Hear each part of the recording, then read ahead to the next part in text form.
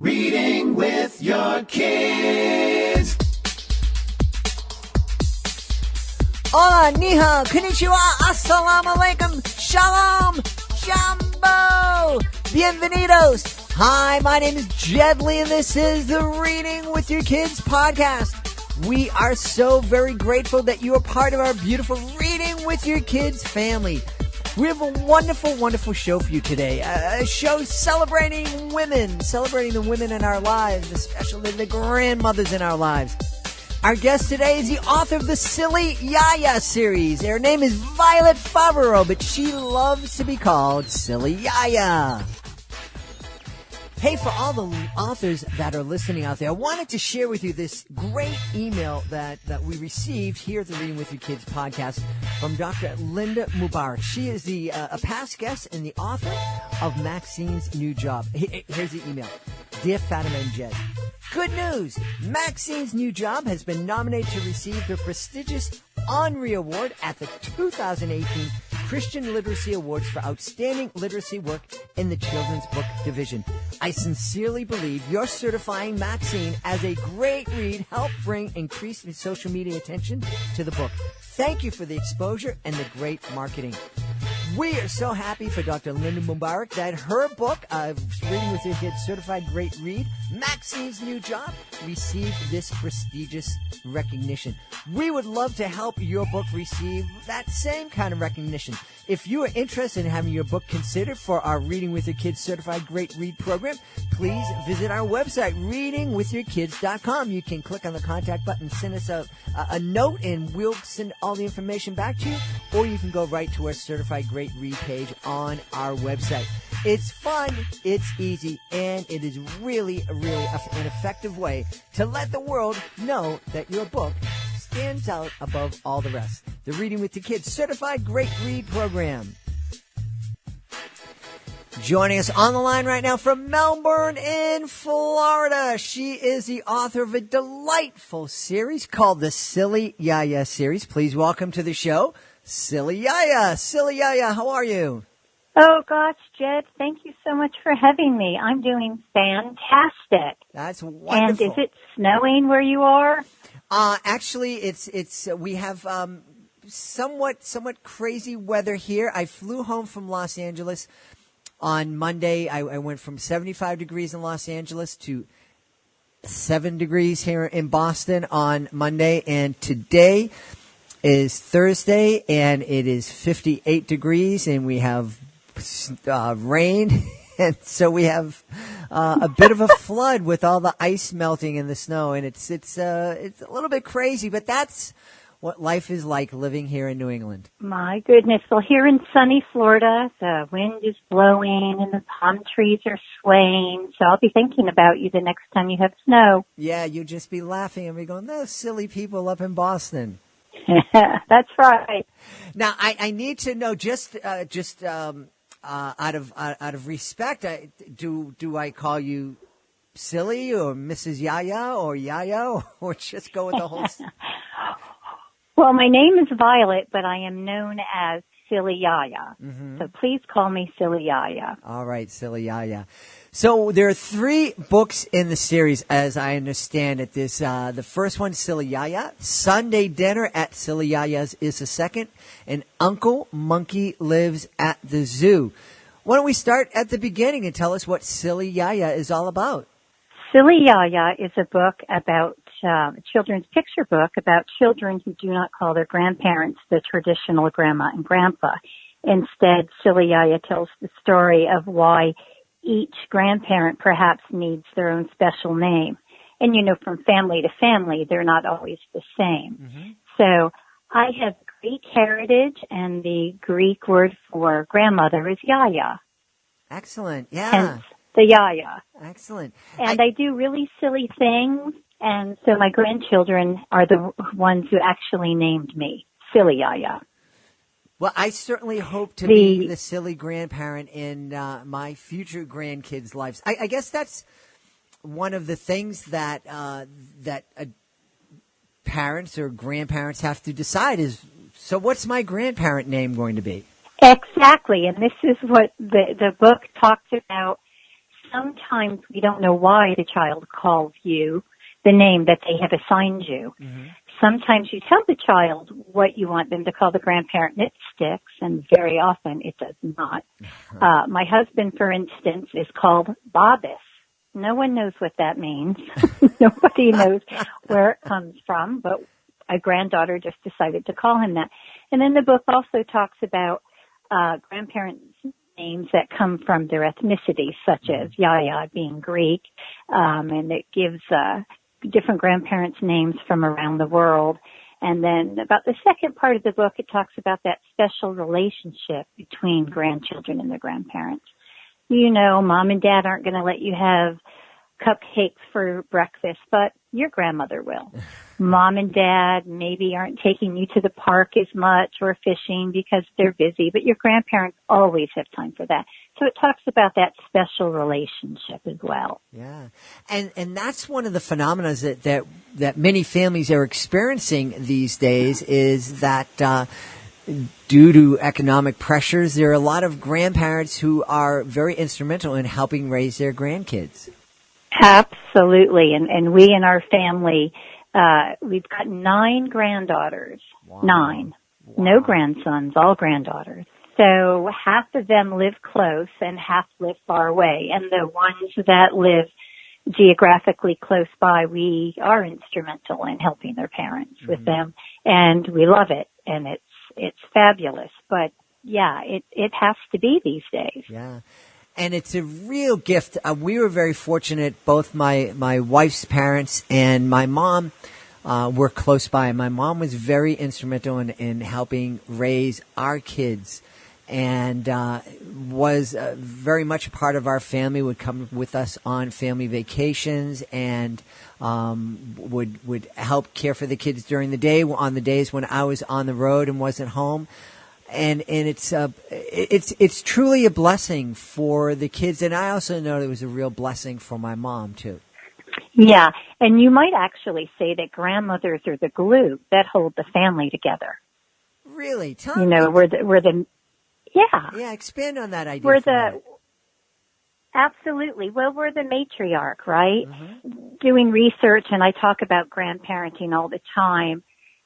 You're going to find that grandmothers are the ones, again, who are the glue, because we are the ones that hold those family traditions and those rituals.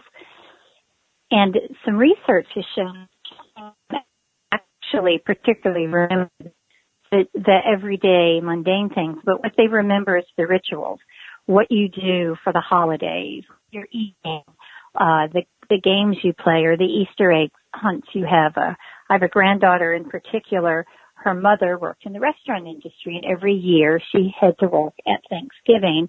And so my granddaughter and her dad would come to the house to join the rest of the family for Thanksgiving dinner.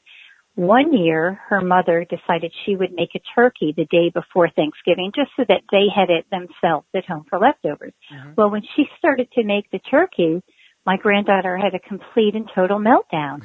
And she starts crying, and she's like, "We go to YaYa's for Thanksgiving." She thought that by her mom cooking that turkey that she had interrupted that tradition, the ritual that she'd known her entire life. Mm-hmm, mm-hmm. Yeah. What a beautiful, beautiful image. I mean, it's funny, and I'm sure it wasn't your daughter wasn't able to appreciate it that that the child was melting down at the moment. But it just shows you that, yes, grandmothers are such an important part of families, and what a blessing it is when we have grandmothers in the home. The second book you talk about, you wrote, Sunday Dinner at YaYa's, at Silly YaYa's. I think that's, again, in this line of grandmothers really kind of being the glue for many families. Absolutely. So, Jed, do you remember having Sunday dinner at your grandmother's? Absolutely. Getting in the car, packing up and going, right? That was your tradition. And I'm going to hope your grandmother was a great cook. My grandmother was, I tell this, and I'm going to take a time to tell this, my Nana was one of my best friends. She lived right down the street, so we didn't have to pack up the car and go and drive. We could walk down to my grandmother's house, and she taught me how to cook, and she would ride on the back of my motorcycle, and she would take me. We would go to the professional wrestling matches together. And when Hulk Hogan would come out to the ring and rip off his shirt, there was my grandmother standing up going, "Oh, Hulkster." she was I awesome. love that. So your grandmother today might be called Silly Nana with her antics. But that thing that you just said about your grandmother being your best friend, that's one of the things that happens with our grandchildren, is that you become they become our confidants. Grandmothers are confidants, and granddaughters such as mine come to me, there's a boyfriend problem, or what am I going to wear? Can you get this stain out? All of these things. But the tradition of having Sunday dinner at your grandmother's means so much. And when the family gets together, because everybody is so busy now, you don't have time to see each other maybe during the week. But if you can put that day aside on Sunday, that special time to get together, and what do you do then? You talk about what happened during the week. If somebody has a problem, you get together as a family, as a unit, and you solve those problems. And you tell the funny stories that have happened. And, the grandfather tells the horrible jokes over and over every Sunday. These are just these traditions that when you look back as an adult, like you just told me a fabulous story about your grandmother. I have the same thing with my grandmother. My grandmother taught me how to can vegetables, and I wouldn't trade that time I spent with her for anything. Yes. My grandmother taught me how to cook the most amazing spaghetti sauce in the world. And it's just delicious, and there are all sorts of things, and her relationship teaching me how to cook was so important, because after when I was through with college, I went out and was very happy to get my own apartment, and because I was a social worker, I couldn't afford to go out to eat anywhere, so I would have to cook for myself. And you'd have to cook. Yes. Do you think your grandmother's influence as being silly and loving wrestling, and by the way, my grandparents loved wrestling as well, do you think that might have influenced where you are today? The great shows that you put on when you go to schools, having that outgoing, gregarious kind of personality, do you think in a way that it may have affected you to get there? Oh, absolutely. My grandmother was the first in my family to, I'm not going to say she understood my choice to become a performer, but she was the first one to say, "That's cool. You want to do that? That's fine with me." Well, and that's the thing with a grandmother. Your parents might say to you, "I'm not certain that's a wise choice," and they'll give you a list. And your grandmother might say to you, "Does that make you happy? Exactly. Does that fulfill your soul? Does that take care of your spirit?" And that's kind of the job of grandparents. Yeah. I look back at the relationship my kids had with my mom, and it was so very, very special. And like you said, it's and I think sometimes parents resent that the grandparents get to go in and do all the fun things, but that's a special role to have. It is, and it's a rite of passage. As a grandparent, you earned that. You raised your kids, and now you can sit back and do all of the things that you chastise your own parents for doing with your kids. And that's in the first book, all of those things that grandparents do together. But I almost feel sometimes that I suppose you could call me a grandparenting expert or a grandmother extraordinaire, because I feel that way with the interaction I have in my grandchildren's lives, and then being an author and an illustrator and able to take my knowledge and what happens in my family, because people often ask me, "How do you know what to write? How do you come up with stories?" And I say, Well, I just look to my own family. You know, they've given me enough content to write for many years to come. My next series of books is at least 3, and it's about my dog and her effect on our life. And she had anxiety, and she was a rescue dog. And so those books are going to address anxiety and rescue and adoption and some other things. And so you just don't have to look far for things to write about. But my grandchildren, because I'm an author and an illustrator, spend lots of time writing their own stories and drawing their own pictures. My mantra, per se, is raising readers one book at a time, right? It just takes one book today and another book tomorrow and so on and so on. And before you know it, you've raised a reader. Yeah, and that's really important. One of the things we said, and the exact number is escaping me right now, but you know, if you just add up, spend 20 minutes a day reading with your kids, and you know, by the end of the year, you've had a significant amount of really important, really close bonding time together. Because not only are you helping your child learn how to read when you're reading with them, you're also helping them develop empathy, helping them learn vocabulary, and most of all, like we both just acknowledged, you're growing closer together with your children and your grandchildren.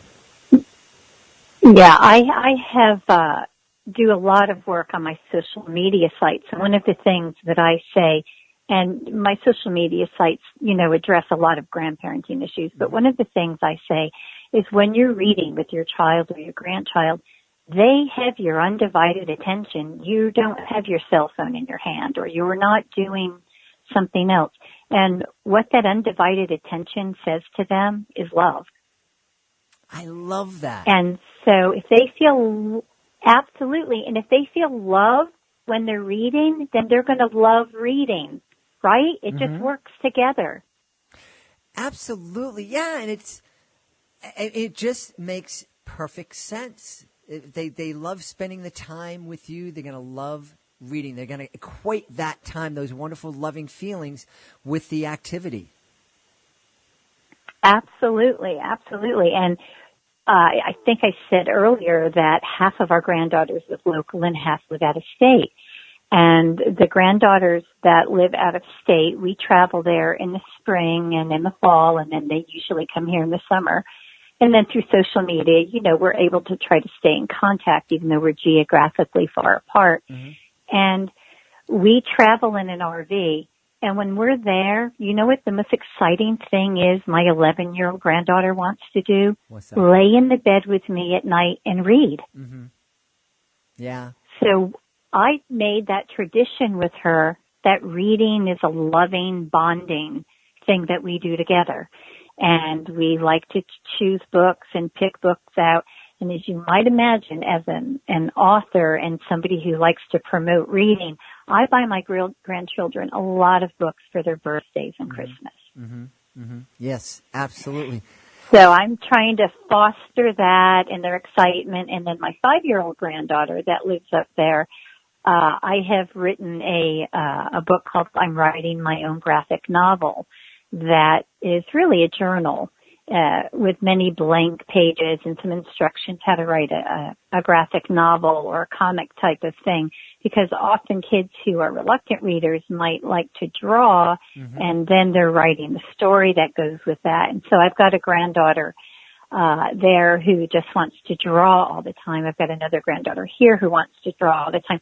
So I'm leading by example for these girls as a grandmother. I'm going to be that glue that gets them to love reading and to love education and learning.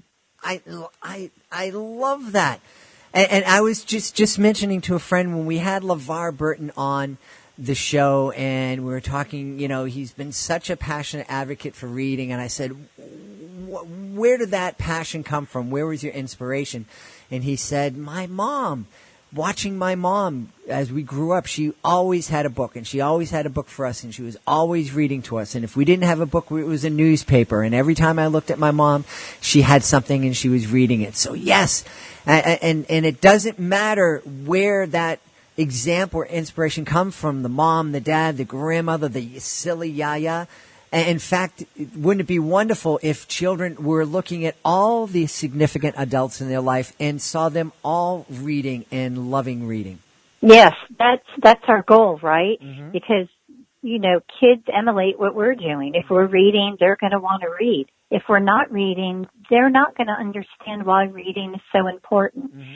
I did an author visit at a school, a very underprivileged school in Connecticut this October. Mm-hmm. And I was, up there doing my presentation, and a little boy says, when I ask a question about reading every day, promise me everyone you're going to read every day. And the little boy says, I hate to read. And I got down on just, scratched down right in front of him. And I said, do you not like to go to faraway lands? Do you not like meeting new people? And on and on. And he was like, what? And I said, yes, all that happens when you read. He says, it does? I said, yes. You can go anywhere you want and be anybody you want to be just by reading. Mm-hmm. And he was like, oh, I didn't know that. So it made me sad because obviously he's not getting that example in his home about reading, and nobody has talked to him about that. Mm-hmm.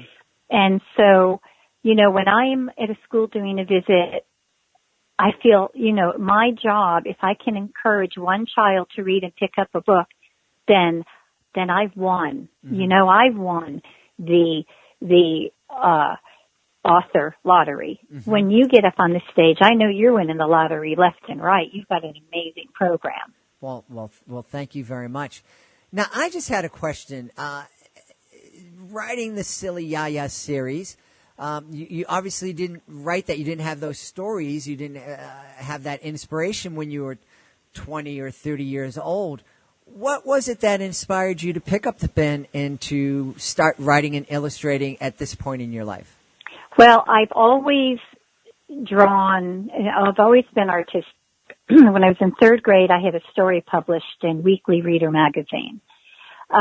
Just a tiny little thing. And I was a bookworm as a child. I never did not have a book. I would rather read a book than go play with my friends or do anything else. And then, when I became a grandmother and I had such an unusual name, grandmother name, YaYa, at that time, you couldn't just go into the Hallmark store and pick up a coffee cup that said YaYa. And I was, I'm going to write a book for grandmothers like me that have very unusual names. Mm-hmm. So I just sat down one day and it just flowed out of me. I wrote it in, an hour. The editing, of course, took a long time, but the concept just came right out. And, so I wrote that book. It's okay, good. I got that and I'm done. And I wasn't going to write anything else. And my son was like, yeah, Mom, I think you've got more stories. And I was like, well, what? He said, well, what's important in your life? And we started talking one day at Sunday dinner, right? Sitting around the table like we did. He said, why don't you write a story about this? And I was like, oh, brilliant. Okay. And so, yeah, so I probably had all those creative juices in me all that time. But, being a mom, I was busy and then other things happened. And now this is just the time in my life where it was meant for this to happen. Excellent. Well, that's a wonderful story. It's never too late to start a new project. Never too late to pursue your dream. Mm-hmm. Never. Absolutely. Well, I love it. Now, I think I just have such a wonderful time speaking with you, and you're bringing up so many wonderful memories. But we need to make sure that folks know where they can connect with you online and find out more about the Silly YaYa series. Absolutely. So they can find me on my website, SillyYaYa.com. They can follow me on Facebook at The Silly YaYa, and then I have a Facebook group called Grandparenting Plain and Simple. they can find me on Instagram at Silly YaYa and Twitter at the Silly YaYa. Wow, very cool. You know, there are a lot of young people out there who aren't as technically skilled with social media as you are. So I really tip my hat to you for that. That's awesome. Thank you. Yes. Thank you so much. And well, the name we want to make sure that everybody knows. Silly YaYa is written and illustrated by Violet Favero. Did I pronounce your the author and illustrator? You sure did. All right. So when you go to Amazon, or it is also available at Barnes and Noble and their usual places. Yeah. Mm-hmm. If you go to Amazon, just type in Silly YaYa. Go to Barnes and Noble or BooksAMillion.com. Just type in Silly YaYa. It'll come right up. Excellent.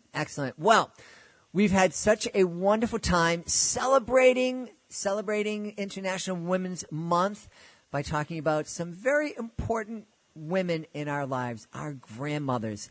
Like Silly YaYa said, they are the glue in so very many families. And if you're a grandmother, or if you're preparing to be a grandmother, like somebody in my life is preparing to at some point in the near future, understand how very, very important you are in the lives of your grandchildren, and get involved. Read to them, make those Sunday dinners, create those traditions that your grandkids are going to cherish forever. We've been talking tonight to Silly YaYa, Violet Favero. Silly YaYa, thanks so much for being on our show. Thank you for having me, Jed. This was an exciting opportunity for me, and I hope we have encouraged some grandparents out there who are listening to pick up that book, get their grandkids on their lap, and read. Please be sure to join us for the next edition of the Reading with Your Kids podcast. It's STEM Tuesday, and our friend Jennifer Swanson, the dean of all things STEM and STEAM here in the Reading with Your Kids podcast, will be back talking to us about how we can get our comic on, talking about graphic novels that deal with STEM, science, technology, engineering, and mathematics.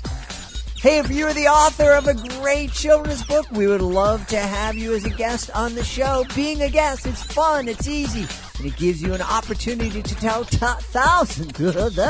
Gives you an opportunity wait a minute, let me try this again. It gives you an opportunity to tell thousands of people about your great children's book. All you need to do is go to our website, readingwithyourkids.com, click on the contact button. Let us know about your great book. We'll let you know about the next easy steps. It's a lot easier to get on the show than it is for me to get that out. My goodness. Hey, I want to thank Silly YaYa for being here today. Violet Favero. We hope we have inspired lots and lots of grandparents, aunts, uncles, other caretakers to get those books out and spend more time reading with those kids that we love. We also want to thank you. Thank you so much for taking the time to join us today. Thank you so much for taking the time to write a 5-star review about the show on wherever you download your podcast from. And thank you so much for getting those books and taking the time to read with your kids. I'll be looking for you in the next edition of the Reading with Your Kids podcast.